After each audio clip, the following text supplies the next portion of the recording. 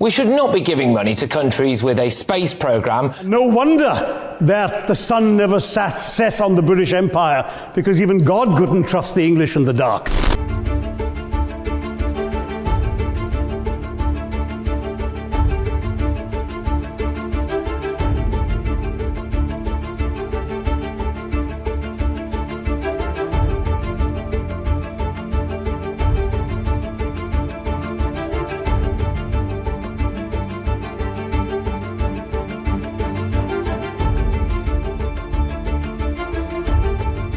India's share of the world economy when Britain arrived on its shores was 23%. By the time the British left, it was down to below 4%. Why? Simply because India had been governed for the benefit of Britain.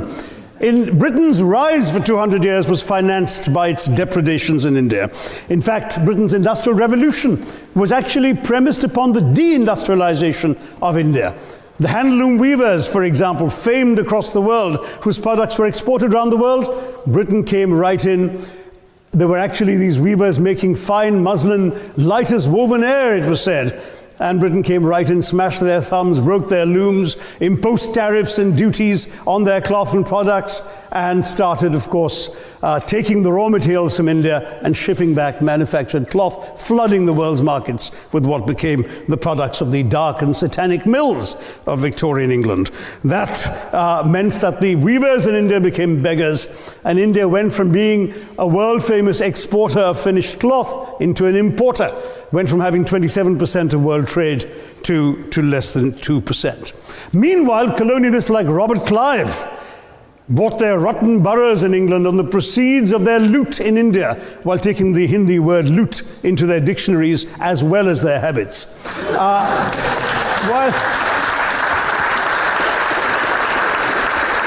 And the British had the gall to call him Clive of India, as if he belonged to the country, when all he really did was to ensure that much of the country belonged to him. By the end of the 19th century, the fact is that India was already Britain's biggest cash cow, the world's biggest purchaser of British goods and exports, and the source of highly paid employment for British civil servants. We literally paid for our own oppression. Between 15 and 29 million Indians died of starvation in British-induced famines. The most famous example, of course, was the Great Bengal Famine during the Second World War, when 4 million people died because Winston Churchill, deliberately as a matter of written minuted policy, proceeded to divert essential supplies from civilians in Bengal to sturdy Tommies and Europeans as reserve stockpiles. He said that the starvation of anyway underfed Bengalis mattered much less than that of sturdy Greeks. This is Churchill's actual quote. And when conscience-stricken British officials wrote to him, pointing out that people were dying because of this decision, he peevishly wrote in the margins of the file, "Why hasn't Gandhi died yet?" So all notions that the British were trying to do their colonial enterprise out of enlightened despotism to try and bring the benefits of colonialism and civilization to the benighted heathen. I'm sorry, Churchill's conduct in 43 is simply one example of many that gave a lie to this myth. As others have said on the proposition, violence and racism were the reality of the colonial experience. And no wonder that the sun never set on the British Empire, because even God couldn't trust the English in the dark. Well, let me quantify World War I for you. 1/6 of all the British forces that fought in the war were Indian. 54,000 Indians actually lost their lives in that war. 65,000 were wounded. Another 4,000 remained missing or in prison. Indian taxpayers had to cough up £100 million in that time's money. India supplied 70 million rounds of ammunition, 600,000 rifles and machine guns, 42 million garments were stitched and sent out of India, and 1.3 million Indian personnel served in this war. But not just that, India had to supply 173,000 animals, 370 million tons of supplies, and in the end, the total value of everything that was taken out of India, by the way, suffering from recession at that time and poverty and hunger, was in today's money, 8 billion pounds. You want quantification? It's available.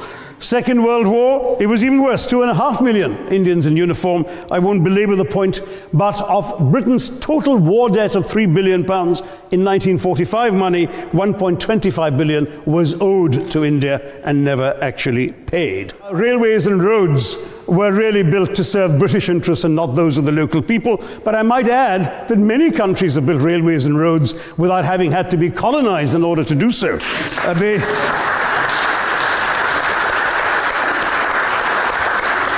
They were designed to carry raw materials from the hinterland into the ports to be shipped to Britain. And the fact is that the Indian or Jamaican or other colonial public, their needs were incidental. Transportation, there was no attempt made to match supply to demand for mass transport, none whatsoever.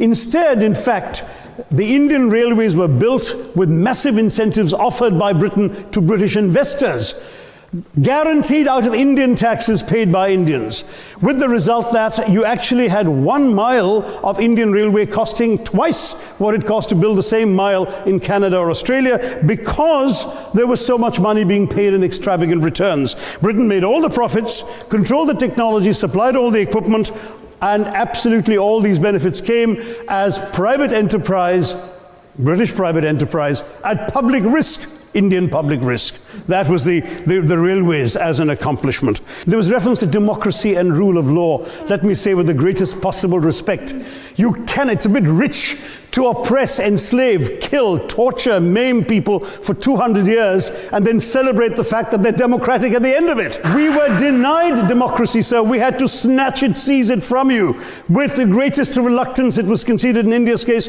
after 150 years of British rule, and that too with limited franchise. British aid to India is about 0.4% of India's GDP. The government of India actually spends more on fertilizer subsidies, which might be an appropriate metaphor for that argument.